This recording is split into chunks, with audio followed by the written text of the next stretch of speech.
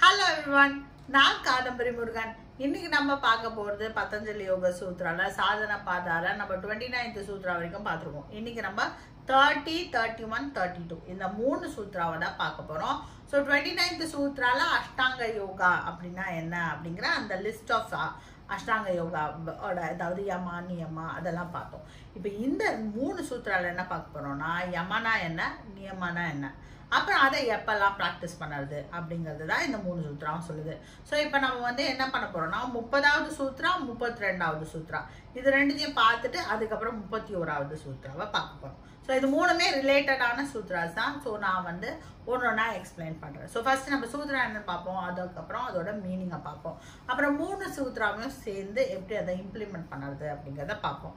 So சூத்ரா number 30 என்னன்னா அஹிம்சா சத்ய அஸ்தேய பிரம்மச்சரிய அபரிகிரஹா Yamaha. So யமானா என்ன அப்படின்னு சொல்றாரு. யமானா அஹிம்சா, அஹிம்சானா கொல்லாமை அப்படின்னு சொல்லலாம். இந்த இடத்துல கொல்லாமை அப்படிங்கிறத நம்ம எப்படி எடுத்துக்கலாம் அப்படின்னா பிறருக்கும் தனக்கும் துன்பம் தரக்கூடிய விஷயங்கள் எதுவாக இருந்தாலும் அதை பண்ணாமல் இருக்கிறது தான் அஹிம்சா, கொல்லாமை அப்படின்னு எடுத்துக்கணும். அப்புறம் சத்யா எப்பவுமே உண்மையா இருக்கிறது, ட்ரூத்ஃபுல்னஸ் அப்படின்னு சொல்லுவோம்ல இங்கிலீஷ்ல அது. அஸ்தேயா நான் ஸ்டீலிங் அப்படின்னு சொல்லலாம், இல்லைன்னா ஆனஸ்டி அப்படின்னு சொல்லலாம் இங்கிலீஷ்ல. ஸோ தமிழ்ல எப்படி சொல்லலாம் அப்படின்னு பார்த்தோம்னா ஸ்டீலிங்ன்ற அப்படியே லிட்டரலா எடுத்துக்கிட்டோம் அப்படின்னா திருடாம இருக்கிறது, எந்த ஒரு விஷயத்தையும் கருத்தில் யாரோட கருத்தையும் திருடாம இருக்கிறது, நம்மளோட எண்ணங்கள் அந்த மாதிரி எந்த ஒரு திங்கிங்கும் வராம இருக்கிறது. ஸோ பிரம்மச்சரியா, ஸோ அஹிம்சா சத்ய அஸ்தேய பிரம்மச்சரியா. பிரம்மச்சரியா அப்படிங்கிறது ஒருவனுக்கு ஒருத்தி அப்படிங்கிற கோட்பாடோட நம்ம வாழறது, பிறர் மனை நோக்காமை அப்படின்னு சொல்லுவோம்ல அந்த மாதிரி இருக்கிறது அப்படின்னு வச்சுக்கலாம். அடுத்தது அபரிகிரஹானா தானம் பெறாமல் இருப்பது. தானம் பெறாமல் இருப்பதுன்னு சொல்றதை விட யார்கிட்டயும் நம்ம போய் கை நீட்டி நம்மளுக்கு ஒரு தேவை அப்படின்னு நிற்காம இருக்குது, எல்லாத்தையுமே சுயமா நம்மளே சம்பாதிச்சு வச்சுக்கிறது, அது எல்லாத்துக்கும் நம்ம ஒரு எஃபர்ட் போட்டு நம்மளே வந்து அதை உருவாக்குறது, இதுதான் வந்து அபரிகிரஹா. ஸோ இந்த அஞ்சும் தான் யமஹா, அதாவது செல்ஃப் ரிஸ்ட்ரெயின் அப்படின்னு இங்கிலீஷ்ல சொல்லுவோம், தமிழ்ல சுய கட்டுப்பாடுகள் இதெல்லாம் தான் 5 யமஸ். இப்போ நெக்ஸ்ட் 32வது சூத்ரா என்ன அப்படின்னு பார்ப்போம். நியமங்கள், 5 நியமங்கள் என்ன அப்படின்னு பார்த்தோம்னா சௌச்ச சந்தோஷ தபஹ ஸ்வத்யாயா ஈஸ்வர பிரணிதானானி நியமஹ அப்படின்னு சொல்றாரு. ஸோ இப்போ நம்ம என்ன பார்த்தோம்னா 30th சூத்ரால யமானா என்னன்னு பார்த்தோம். இப்போ 32வது சூத்திரத்தில் என்ன பார்க்குறோம், நியமங்கள்னா என்ன அப்படின்னு பார்க்குறோம். நியமங்கள் என்ன, சௌச்சனா கிளீன்லினஸ்ன்னு இங்கிலீஷில் சொல்லுவோம், தமிழில் தூய்மை, அகத்தூய்மை புற தூய்மை ரெண்டுமே, அதாவது உள்ளமும் கிளீனாக இருக்கணும், உள்ளமும் தூய்மையாக இருக்கணும், வெளிப்புறமும் தூய்மையாக இருக்கணும், எப்போவுமே தூய்மையாக இருக்கிறது, அகத்தூய்மை புற தூய்மை. அடுத்தது சந்தோஷனா இந்த இடத்துல நிறைவாக இருப்பது, எல்லாத்தையும் வந்து ஓகே இது நம்மளுக்கு போதும் அப்படின்ற ஒரு மனப்பான்மை வரும்ல, போதும் நான் வந்து ரொம்ப சந்தோஷமா இருக்கேன், ஐம் சாட்டிஸ்ஃபைட் அப்படிங்கிறது தான் சந்தோஷ. தபஹனா அவேர்னஸோட இருக்கிறது, இந்த இடத்துல அப்படிதான் எடுத்துக்கணும். தவம்னு சொல்லுவோம் இல்லையா, தவத்தோட இருப்பதுன்னா அவேர்னஸோட, அதாவது எப்பவுமே விழிப்புணர்வோட இருப்பது.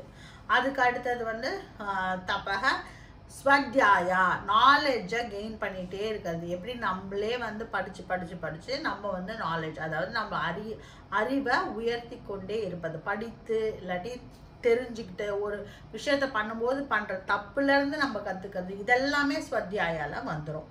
அதுக்கப்புறம் ஈஸ்வர பிரணிதானானி. ஈஸ்வர பிரணிதானா எப்போவுமே இந்த யூனிவர்சல் கான்ஷியஸ்னஸ், அதாவது இந்த கடவுள் நம்பிக்கையோடு இருப்பதுன்னு சொல்லலாம், இல்லைன்னா இந்த யூனிவர்சல் கான்ஷியஸ்னோட ஒத்து போகிறது, அதாவது பேரறிவு பேராற்றலோட நம்மளோட மைண்டு ஒத்து போய் அது பண்ணுறத கரெக்டு நம்ம உணர்ந்து வேலை பார்க்கறது, இதுதான் வந்து ஈஸ்வர பிரணிதானா. இப்போ இதுதான் 5 நியமங்கள். இந்த 5 விஷயங்கள் நம்ம பார்த்துருக்கோம்ல, யமா நியமா, இதை எப்படி நம்ம ஃபாலோ பண்ணோம் அப்படிங்கிறது தான் இந்த 31வது சூத்ரா சொல்லுது. அதனால தான் நான் வந்து அது 30 32 சொல்லிட்டு 31க்கு வரேன். ஸோ 31வது சூத்ரா என்ன சொல்லுது அப்படின்னா இந்த விஷயங்களை நம்ம எப்படி ஃபாலோ பண்ணணும் அதுதான் இதில் சொல்கிறாங்க. ஸோ 31வது சூத்ரா, ஜாதி தேச கால சமய அனவிச்சின்னஹ சர்வபௌமா மகாவிரதம். இதுதான் வந்து 31வது சூத்ரா. ஸோ இதோட மீனிங் என்ன அப்படின்னு பார்த்தோம்னா, ஜாதி, இந்த இடத்துல ஜாதின்னு சொல்றதுக்கு வந்து என்ன சொல்லலாம், எந்த மாதிரி வேலையை நம்ம பார்த்தாலும், ஓகே, எந்த மாதிரி வேலை பார்த்தாலும், எந்த விதமான கிளாஸ் ஆஃப் பர்த்ன்னு சொல்லுவோம், எந்த மாதிரி இடத்துல நம்ம இருந்தாலும், எப்படிப்பட்ட பிறப்பாக இருந்தாலும், தேச இந்த உலகத்தில் எந்த ஒரு இடத்துல நம்ம இருந்தாலும், கால எந்த டைம் ஃப்ரேம், நம்மளோட டைம் ஃப்ரேம், அதாவது நம்ம குழந்தையா இருக்கலாம், இல்லை பெரியவங்களா இருக்கலாம், இல்லை நம்ம ரொம்ப வயசாகி போயிருக்கலாம், எதுவாக இருந்தாலும் எந்த டைம் ஃப்ரேமில் நம்ம இருந்தாலும், சமயம் எந்த ஒரு சர்க்கம்ஸ்டன்ஸ் சூழ்நிலை, எந்த சூழ்நிலையிலும், அனவிச்சின்னஹ அன்கண்டிஷன்டா, அது எதுவாக இருந்தாலும் எந்த ஒரு கண்டிஷன் எதுவுமே இல்லை, எந்த சமயம் இதெல்லாம் வந்து எந்த ஒரு அன்கண்டிஷன்டுன்னு சொல்லுவோம்ல, அன்கண்டிஷன்டுனா எந்த ஒரு நிலையிலும் எந்த ஒரு நிலைப்பாட்டில் நம்ம இருந்தாலும், இது வந்து சர்வபௌமா யூனிவர்சல்னா உலகம் தழுவிய அப்படின்னு வச்சுக்கலாம். சர்வபௌமா உலகம் தழுவிய. ஸோ எந்த இடத்துல இருந்தாலும், எந்த நிமிஷத்துல இருந்தாலும், எந்த காலத்துல இருந்தாலும், எந்த மாதிரி ஜாதியில இருந்தாலும், எந்த மாதிரி பிறப்பா இருந்தாலும், எந்த வேலையை செஞ்சாலும், இந்த 10 விஷயங்கள் சர்வபௌமா மகாவிரதம், இந்த 10 விஷயத்தை நம்ம ஃபாலோ பண்ணா அதுதான் வந்து மிகப்பெரிய ஒரு கோட்பாடு அப்படின்னு பதஞ்சலி சொல்லுவோம். ஸோ இப்போ இந்த 3 சூத்ராவும் நம்மளுக்கு என்ன சொல்லுது அப்படின்னு பார்த்தோம்னா, நம்ம எந்த நிலையில இருந்தாலும், எந்த சிச்சுவேஷன்ல இருந்தாலும், எந்த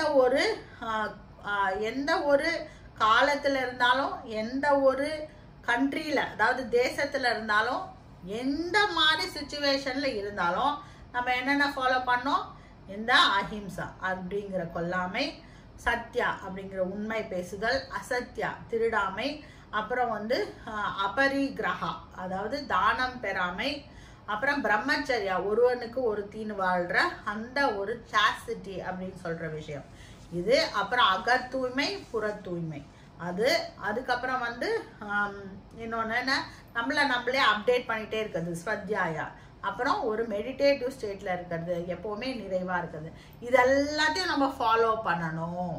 இதெல்லாம் வந்து இதுக்குன்னு டைம் ஃப்ரேம்லாம் கிடையாது.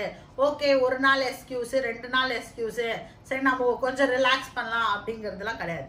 எல்லா சமயமும் ஒரே மாதிரி நம்ம இருக்கணும் அப்படிங்கிறது தான் பதஞ்சலி இந்த 3 சூத்ரால சொல்கிறாரு.